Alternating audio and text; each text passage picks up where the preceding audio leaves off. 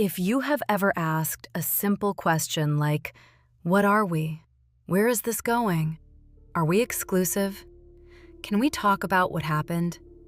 and they looked at you like you were asking for a mortgage, you are not imagining the pattern. A lot of avoidant attachment calls clarity pressure. And if you are anxious, that can make you feel guilty for wanting basic emotional safety. It can make you start editing your questions, timing your needs, swallowing your truth, because you do not want to be the person who ruins it. Here is the hard truth. Clarity is not pressure. Clarity is information. Pressure is force. Clarity is a question. Pressure is a demand. Clarity is what allows your nervous system to settle. Pressure is what happens when someone tries to control an outcome. Avoidant attachment often mixes those up because clarity removes the exit door. Clarity turns a warm moment into a real structure. It turns access into accountability. And that can feel threatening to a nervous system that learned closeness equals loss of freedom. Today, I am going to show you exactly why avoidant people call it pressure when it is just clarity. How to tell the difference between someone who is genuinely moving slowly versus someone who is avoiding commitment while keeping access. And the capacity signs that matter more than chemistry. You will also get the exact sentences that keep you calm and powerful, so you do not beg, you do not argue, you do not perform, and you do not stay stuck in a loop where you are bonded but not held. And I am going to make you a promise. By the end of this episode, you will know whether your clarity is being treated like pressure because they are scared but capable, or because they do not have the capacity to build with integrity. If this kind of clarity helps your nervous system settle, subscribe. PsychBond is a daily decoder for psychology, relationships, and avoidant and anxious attachment patterns, so you stop guessing. Let us start by fixing the definition, because this is where avoidant and anxious people talk past each other. Pressure is repeated pushing after you already have an answer. Pressure is demanding a commitment on your timeline and punishing them when they do not comply. Pressure is trying to force a yes. Pressure is bargaining and cornering and chasing until the other person gives in. Clarity is different. Clarity is asking once so you can live in reality. Clarity is not you saying, "You must." Clarity is you saying, "What can you offer?" Clarity is not you trying to trap them. Clarity is you trying to stop trapping yourself in uncertainty. So when someone calls clarity pressure, the first thing you do is stop defending yourself. Do not give a speech. Do not prove you are reasonable. Just notice the translation happening inside their body. A lot of avoidant nervous systems hear a simple question and feel a wave of threat. They do not always have language for the threat, so they label the feeling as pressure, and they place it on you. That is why it feels unfair. Because you are asking for information, and they respond like you are attacking their freedom. Now, let us name the internal logic of avoidant attachment in plain words. Many avoidant people learned early that needing and being needed comes with a cost. The cost might have been criticism, control, guilt, disappointment, or feeling responsible for someone else's emotions. So they learned a strategy. Stay connected, but keep enough distance to feel safe.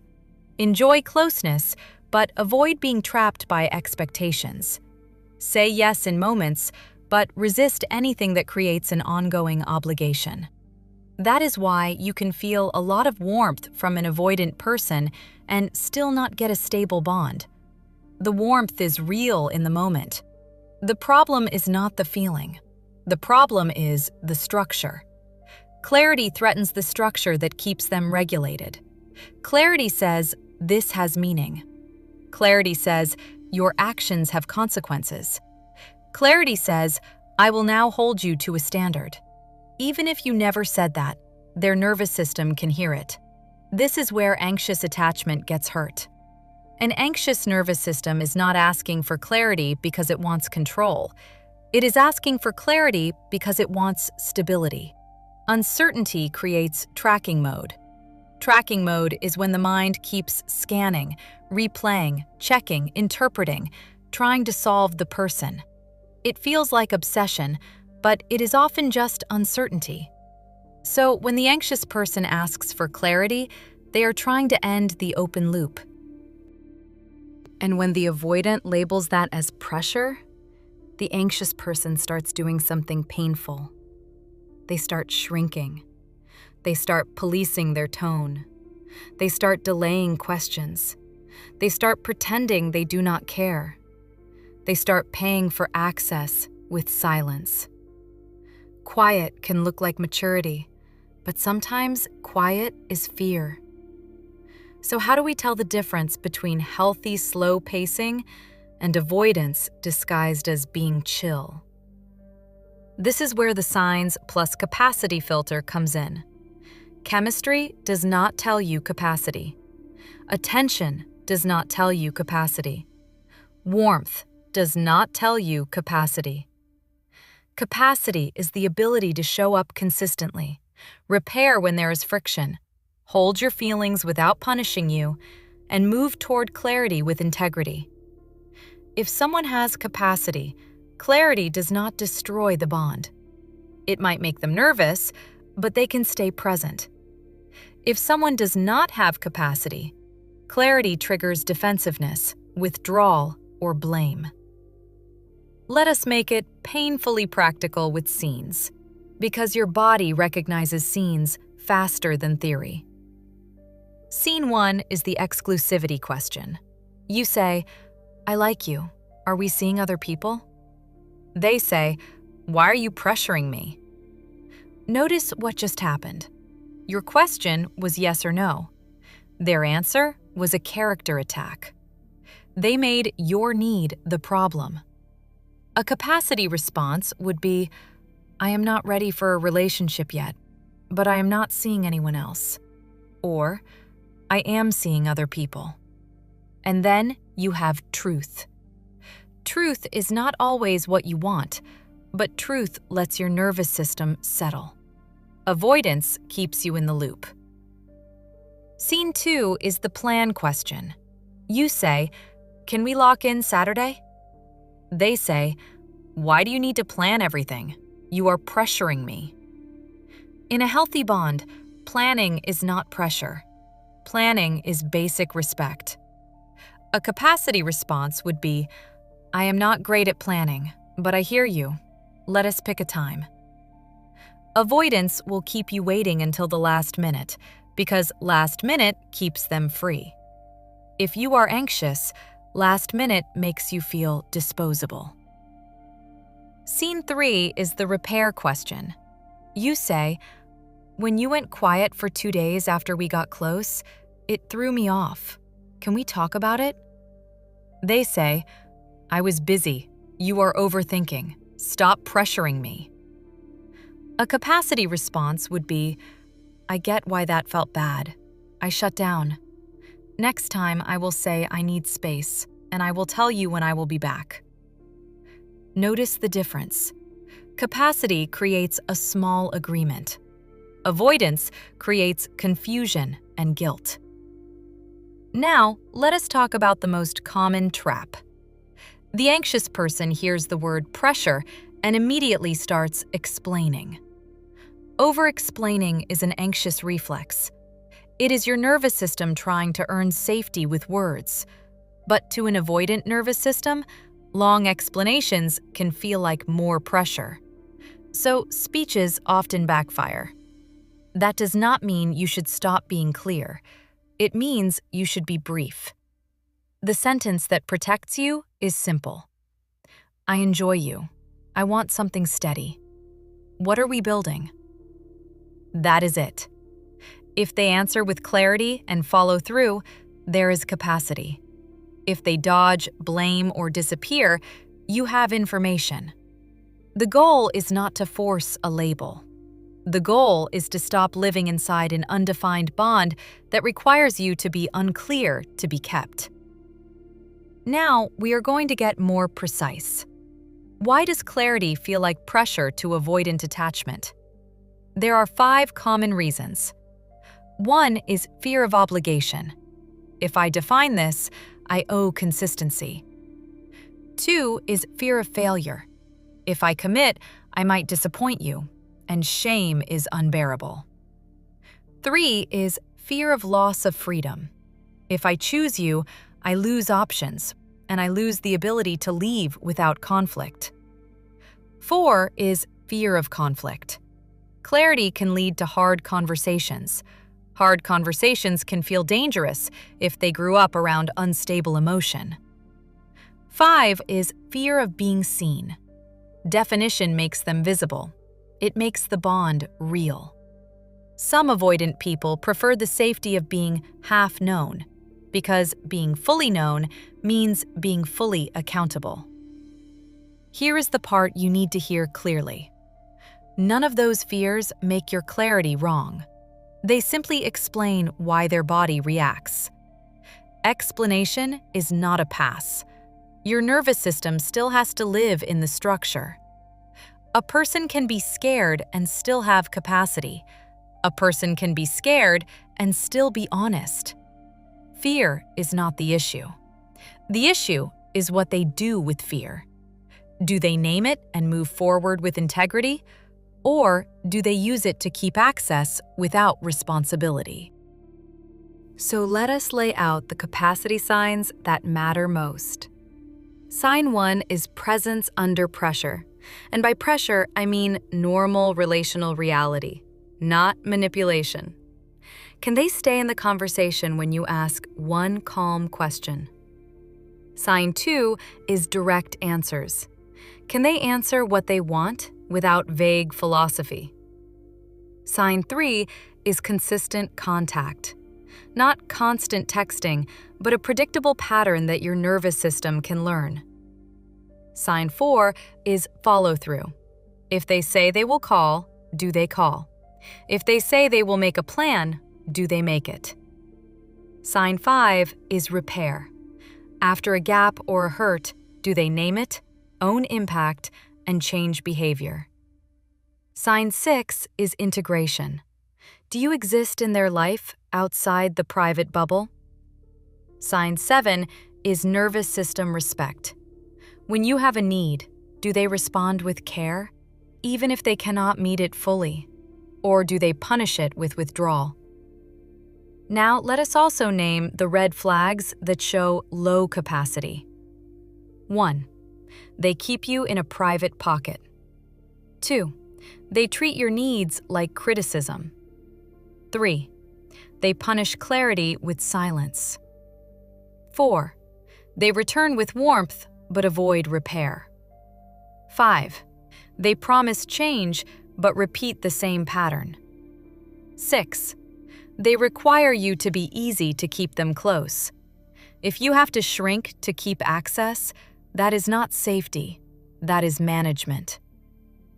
Now, we need to talk about the difference between a request and a demand, because avoidant people often blur this to protect comfort. A request is, I want something steady. Can you offer that? A demand is, you must commit now. A request respects their choice.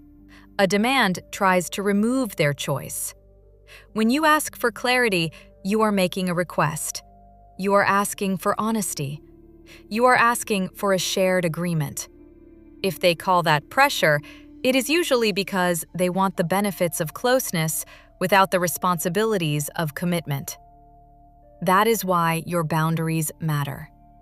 Boundaries are not punishment. Boundaries are structure.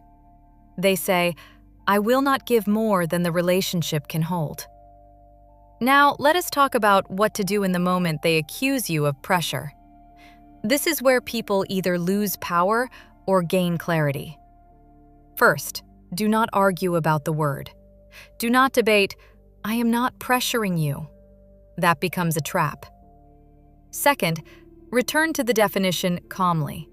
You can say, I am not forcing an outcome. I am asking what you want and what you can offer. Third, ask the capacity question. What can I count on from you? Fourth, watch behavior. Their response is data.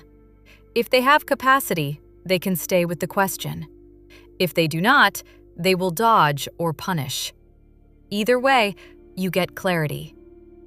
Now I want to give you scripts you can use that are calm and non-dramatic. Script 1 is the clarity script. I enjoy you. I want something steady. What are we building? Script 2 is the pressure translation script. I hear that this feels like pressure. I am not forcing an outcome. I am asking for honesty and consistency. What can you offer? Script 3 is the boundary script. I am not available for an undefined bond long term. If you cannot do clarity, that is okay, and I will step back. Script 4 is the repair script for when they vanish and return. I am glad you are here. Before we go back to normal, we need to address what happened and agree on what we do next time. These lines are short on purpose. They do not beg. They do not attack. They protect your nervous system and they reveal capacity. Now, the anxious mind will immediately ask, but what if I lose them? You might, but listen carefully. If you can only keep someone by never asking for clarity, you are already losing yourself. The goal is not to keep them at any cost. The goal is to build a bond that can hold you as a full human. A bond that collapses under clarity was not stable. It was convenient. If clarity ruins it, clarity did not ruin something good. Clarity revealed something fragile. Now, let us talk about why this dynamic can become addictive. If you are anxious, you can start believing that your silence is what creates closeness. Because every time you swallow a need, they relax. Every time you stop asking questions, they warm up. Every time you pull back, they return. That trains your nervous system. Silence gets rewarded. Needs get punished. The loop gets installed. And then you start confusing quiet with secure. You think, I am doing better because I am not texting. But why are you not texting? If you are not texting because you are regulated and you trust yourself, that is growth. If you are not texting because you are afraid of punishment, that is suppression. Secure does not mean silent. Secure means honest and calm. Secure means you can express a need without losing your center. And if someone cannot meet it, you do not chase them into a yes. You accept the no, and you protect your peace. So what is the plan if you are in this right now? You run a short proof window, not a forever waiting period, a short window that reveals capacity. Here is a 7-day plan that is simple. Day 1, you ask one clarity question once. Day 2, you stop over-explaining and watch the response. Day 3, you request one measurable structure, a plan in advance or a call time. Day 4, you watch follow-through. Day 5, you name one need calmly and see whether they punish or lean in. Day 6, if there is a rupture, you require repair before normal. Day 7, you decide based on patterns, not the best moment. The point of this plan is not to control them. The point is to stop being controlled by uncertainty. Now, I want to address a phrase that shows up again and again in avoidant dynamics because it sounds reasonable and it keeps anxious people stuck. The phrase is, I do not like pressure, or you are moving too fast, or can we just enjoy it? Sometimes that is healthy. But here is the test. When they say it, do they still offer a structure that protects you? Or do they only remove your right to ask? A healthy slow person can say, I move slowly, but here is what you can count on. I will communicate. I will plan. I will be honest. I will not disappear. An avoidant person using the word pressure as protection will say, "Do not pressure me," and then give you nothing. No plan, no answer, no repair. Just a request that you stay quiet so they can stay comfortable.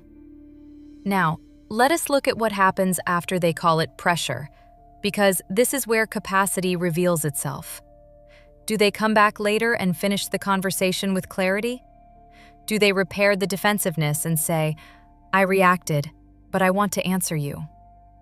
Do they offer a small agreement that protects you, like, "I can plan one day ahead, I can check in daily, I can name when I need space and when I will return"? Those are capacity signs. Or do they use pressure to shut you down and then return with sweetness to reset without ever giving you clarity?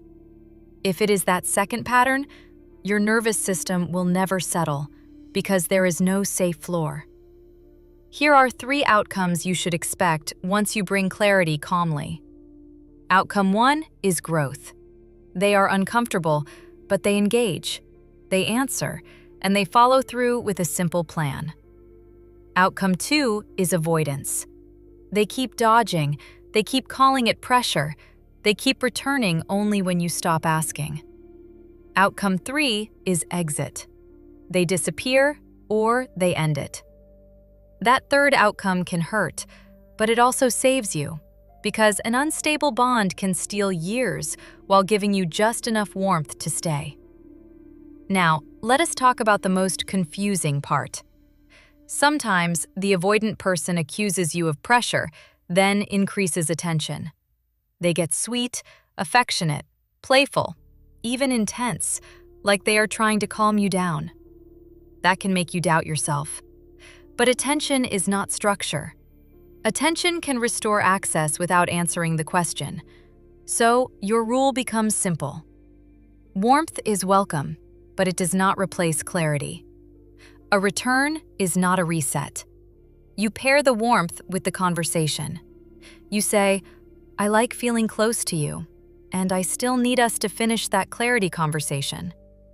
If they say, "I am not ready," treat it as information, not as a challenge. Do not try to prove you are worth being ready for. Readiness is their capacity. Ask one follow-up that converts vagueness into reality. What does not ready mean in behavior? Are you dating others? What can I count on? Then set your boundary based on your nervous system, not their comfort. You can say, "I understand, and I am not available for an undefined bond." If you want to build, "I am open, but I need clarity and consistency." Finally, here is the self-respect anchor that ends the loop. Self-respect is choosing what is true even when your body wants relief. Relief is the sweet message. Relief is the warm night. Relief is them returning. Truth is the pattern. If you keep choosing relief over truth, you will keep paying with anxiety.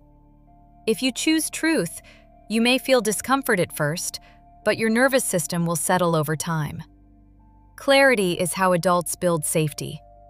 If someone calls your clarity pressure, do not argue. Ask once. Watch behavior. Choose patterns. Before we end, I want you to have a quick internal checklist you can run in 5 seconds the next time you feel guilty for asking a normal question. Ask yourself, did I ask once or did I push repeatedly? Did I ask for information or did I demand an outcome? Did I keep my tone calm or did I threaten? If you asked once, you are in clarity. If you demanded and punished, you are in pressure. Most anxious people are not pressuring. They are trying to stop guessing. Now, 2 more scenes that make the difference obvious. Scene 4 is the calendar reality check. You ask, "Can we pick a day this week?" They say, "Stop pressuring me." But they still manage to make time for friends, work dinners, and everything else. What they are calling pressure is not your question, It is the fact that your question would require them to prioritize you. Scene 5 is the post-intimacy gap. They are tender when you are together, then they go quiet after. You say, "I enjoy being close to you, and I also need consistent contact after." They say, "You are pressuring me." In reality, you are asking for basic nervous system safety. A person with capacity can hear that and adjust. A person without capacity will use the word pressure to protect the right to disappear. And if you are listening and thinking, "Okay, but what if I truly am too much?" Here is the clean answer. The right person will not experience your need for clarity as pressure. They might have limits, but they will communicate them without punishing you. They will not require you to be unclear to be kept. That is the standard. Hold it. And if they keep calling clarity pressure, believe the pattern the first time. Do not spend months translating their avoidance into hope. Let reality be kind to you, even when it is disappointing. Welcome to PsychBond. You're safe here.